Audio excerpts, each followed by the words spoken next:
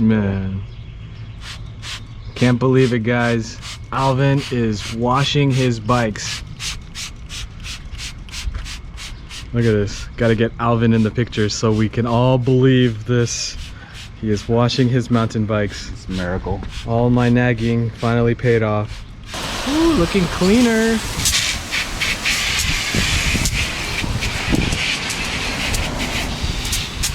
That is satisfying to watch.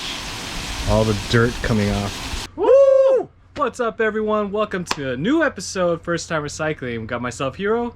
Alvin. Superstars of the show. Oh, he's partying too much. See that, guys? Tell him to calm down. You know why I'm partying? You know why I'm happy? Because we are going on episode 2 for the giant NRS 3 restore project. So today we are going to address the tires, which are cracking and old, probably not good for the trails. And, general view, maintenance view of the bike, seeing what we can adjust and what we need to buy. And we're going to be cheap about it, guys. Yeah, we're totally going to be cheap about it. All I'm going to be doing is I'm going to be moving my tires from my Specialized bike. The Stumpy. And bringing them over here. They're actually still looking really good. So we'll probably put new tubes, maybe. We'll see how they look. Yeah. But other than that, I have extra tubes, so we just swap them out. We'll also be looking at these guys. They do seem a little loose, the spokes, yep. And overall, we have a tool. Yep. This is a spoke tightening tool, and what the ends of those spokes are called nipples, and that's what this will adjust. Nipples. Yeah, it's funny, but they are called nipples. That's funny. Nipples.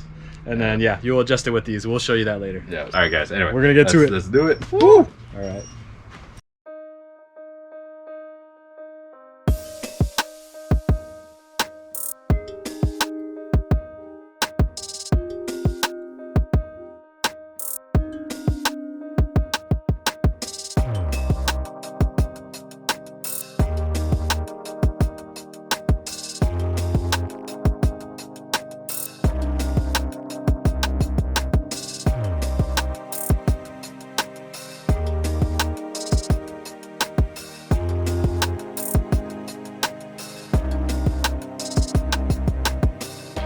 I'm going to be using this tool to make sure that this wheel is true and make sure all the tension on the spokes are good.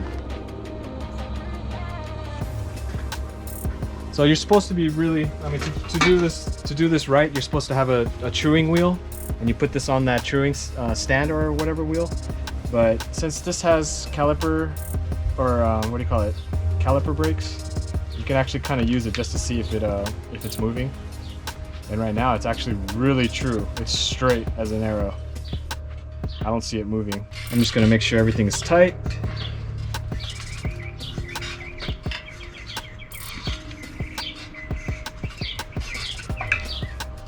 These tend to loosen when you do a lot of jumps or hit a bump really hard. These will flex and eventually they might loosen. But right now, they feel good. They all feel good. Spokes going towards one side of the hub, and then the other spokes going into the other side. So if, depending on which side is hitting, let's say, for example, if this side is hitting the brake pad on the right, you will loosen this side and tighten this side. That'll bring the wheel that way, towards the left side. So basically it's kind of like trial and error. You just need to adjust them and check to make sure if it's still hitting the brake shoe or not. So yeah, that's just a quick explanation. One of these days we will show you how to do it properly, backyard mechanic style way, without the wheel truing stand.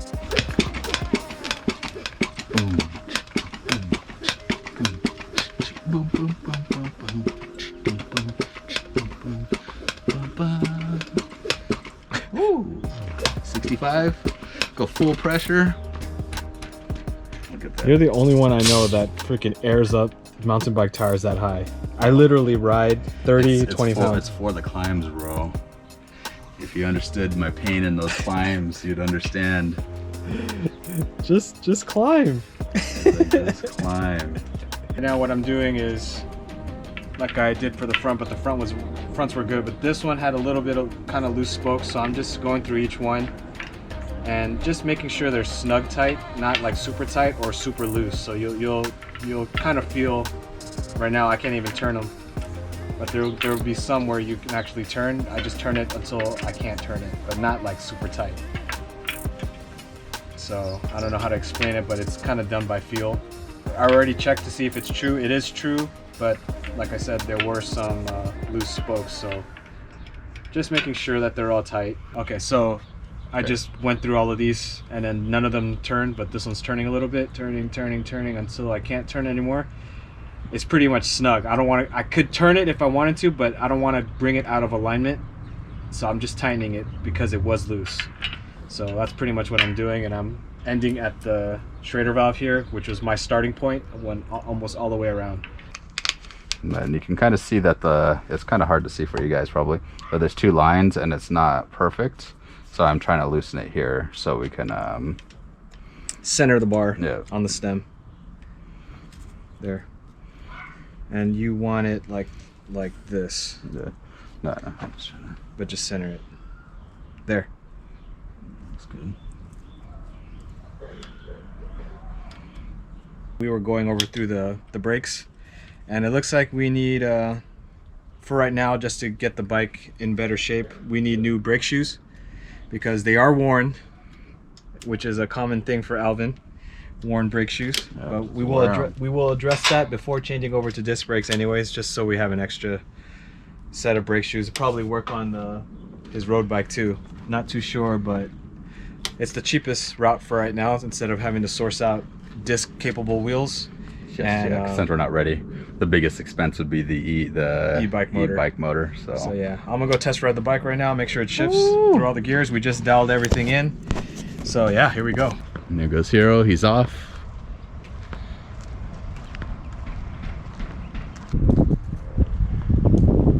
The shifter feels a little sluggish.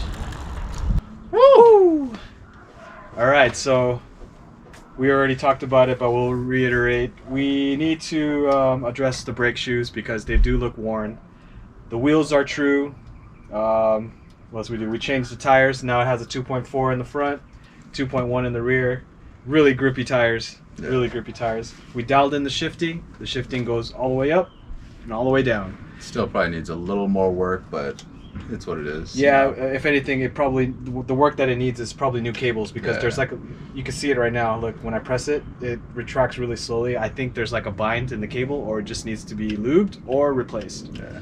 So yeah, we'll address that later. It's not really a what do you call it? An issue right now. Yeah, an issue. We could still ride. I was able to shift, but you just had to help it come back and then shift it again, help it come back. So it's just a little thing to get to deal with, and it's totally fine. The wheels are trued. Yep. And you know, with the crank set up on here, 2x9 now instead of 3x9. 2x9, yeah, with the bash guard. Yep.